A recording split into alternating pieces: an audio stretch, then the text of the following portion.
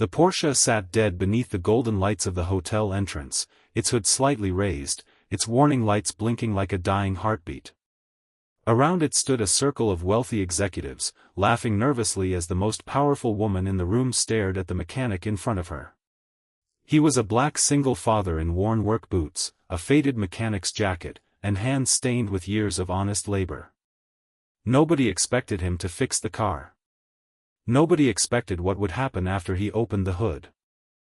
Before we continue, if you believe in kindness, second chances, and the idea that someone's worth should never be judged by their clothes, their money, or their past, please like this video, share it with someone who needs hope today, and subscribe to Kindness Corner. Your support helps stories like this reach people who may need a reminder that good hearts still exist. Marcus Reed had learned early that life did not care how hard you worked. At 38, he was raising his 9-year-old daughter, Lily, alone in a tiny apartment above an old repair shop on the edge of the city. Every morning, he packed her lunch before sunrise, braided her hair because her mother had left when she was 4, and walked her to the school bus before opening the garage. He had once dreamed of owning a successful automotive business, but dreams became smaller when rent was due, school shoes wore out, and Lily developed a habit of pretending she was not hungry so her father could eat. Still, Marcus never complained. He believed a man could be poor without being defeated. His father had taught him that dignity was not something money could buy. So Marcus worked 12-hour days, repaired broken engines, changed tires, and sometimes fixed cars for elderly customers who could not afford the full price. When Lily asked why he sometimes worked for free, he simply told her that someday, when they needed help, he hoped someone would remember what kindness looked like. That afternoon, everything changed. A black Porsche rolled into Marcus's garage just before closing. The driver was a young assistant wearing an expensive suit, followed by a woman who seemed to command the entire street without saying a word. Her name was Evelyn Carter, a 36-year-old CEO whose technology company had recently become one of the fastest-growing firms in the country. She was wealthy, brilliant, fiercely independent, and famous for never trusting anyone enough to show weakness. Her Porsche had suddenly stopped outside a nearby luxury hotel where she was supposed to meet investors.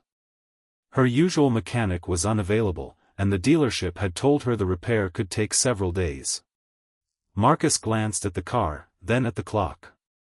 Lily was waiting upstairs for him. Evelyn stepped out of the car in a perfectly tailored suit and looked around the modest garage with visible disappointment. She asked whether Marcus could fix it quickly. He examined the dashboard, listened to the engine, and told her he needed to look under the hood. Evelyn sighed as if she had already decided he was incapable. Then she noticed Lily sitting at an old desk in the corner, quietly doing her homework while waiting for her father. Something about the scene made Evelyn pause.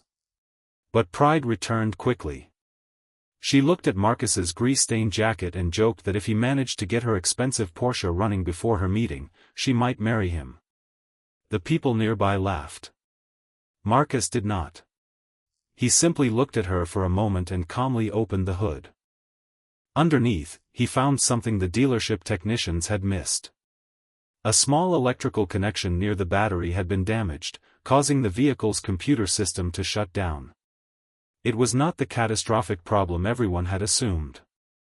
Marcus cleaned the connection, repaired the damaged wiring, checked the system, and restarted the car.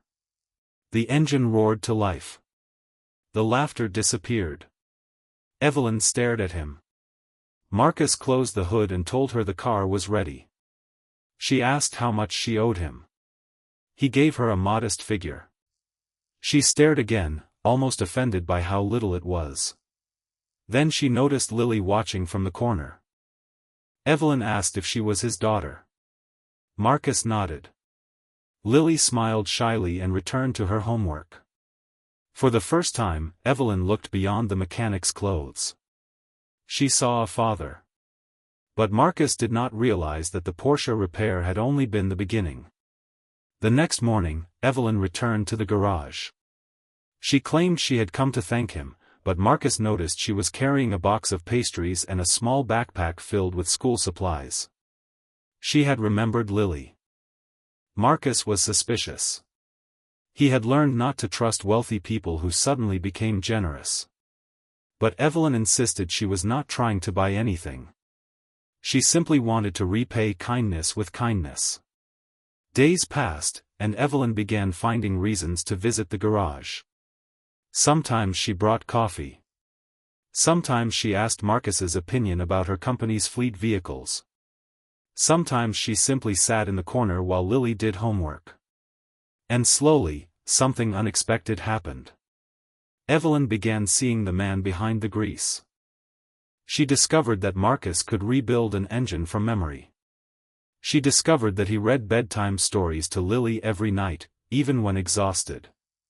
She discovered that he had once been accepted into an elite automotive engineering program but had turned it down after Lily's mother disappeared, because someone had to raise his little girl.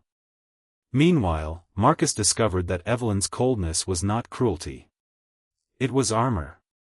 Years earlier, her father had trusted a business partner who stole nearly everything from their family.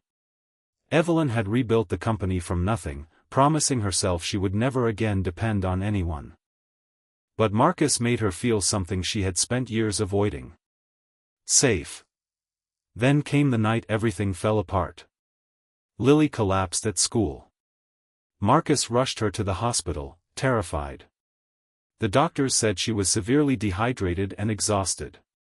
She had been skipping meals again, secretly saving food because she knew money was tight. Marcus sat beside her hospital bed, holding her tiny hand, blaming himself. Evelyn arrived after hearing what happened. She found Marcus in the hallway, his head lowered, tears silently running down his face. For the first time, the powerful CEO did not see a strong man. She saw a tired father who was terrified he had failed his child.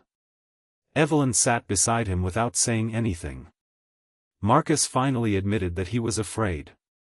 Afraid that Lily deserved a better father. Afraid that no matter how hard he worked, it would never be enough. Afraid that one day his daughter would look at him and realize he had not been able to give her the life she deserved. Evelyn took his hand. She told him that Lily did not need a richer father. She needed the father who had never left. Those words broke something open inside Marcus. But just when their relationship began to grow, a newspaper published photographs of Evelyn leaving Marcus's garage. Rumors exploded. Her board members accused her of damaging the company's image. Investors questioned her judgment. One executive even mocked Marcus as a poor mechanic trying to marry his way into wealth. Marcus heard every word. And instead of fighting, he stepped away. He told Evelyn that he loved what they were becoming, but he would never allow himself or Lily to become another weapon used against her. Evelyn was devastated. She went back to the garage and found it empty. Marcus had packed his tools. He was leaving the city for a better-paying job 2 states away. Then Evelyn did something nobody expected. She walked into the boardroom, stood before the executives who had mocked Marcus, and announced that she was done building a life based on appearances. She resigned as CEO. The room went silent. She had enough money to live comfortably, but for the first time, she wanted something money could not guarantee. She wanted a life that felt real. 3 weeks later, Marcus opened the door of his new garage in a small town. Lily stood beside him holding a homemade sign that read, "Reed Auto Repair." Then a familiar Porsche pulled into the driveway. Evelyn stepped out. Marcus looked stunned. She smiled and told him she had not come to hire a mechanic. She had come to keep a promise. Marcus laughed softly and asked if she remembered what she had said the first day. Evelyn smiled through tears and reminded him that she had jokingly promised to marry him if he fixed her Porsche. Marcus shook his head and told her that he never expected her to keep a joke. Evelyn stepped closer and said it had stopped being a joke a long time ago. Lily ran between them and hugged Evelyn around the waist. For once, Marcus did not worry about money, reputation, or what anyone else thought. He simply looked at the 2 people standing in front of him and realized that sometimes life does not give you what you planned for. sometimes it gives you something better. Not a perfect life. A real one. Months later, Marcus and Evelyn stood beneath a simple wooden arch behind the garage. There were no celebrities, no executives, and no expensive decorations.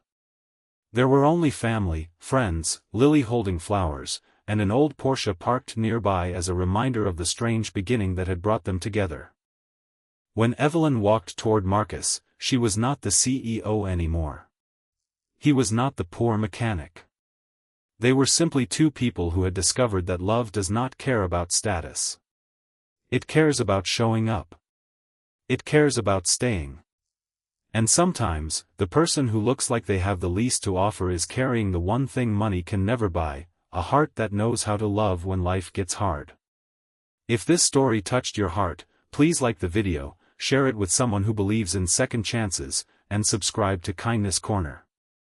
Every interaction helps keep these stories alive and reminds us that compassion can change a life. And before you go, comment, kindness always wins, if you believe that the right person will see your heart before they see your circumstances.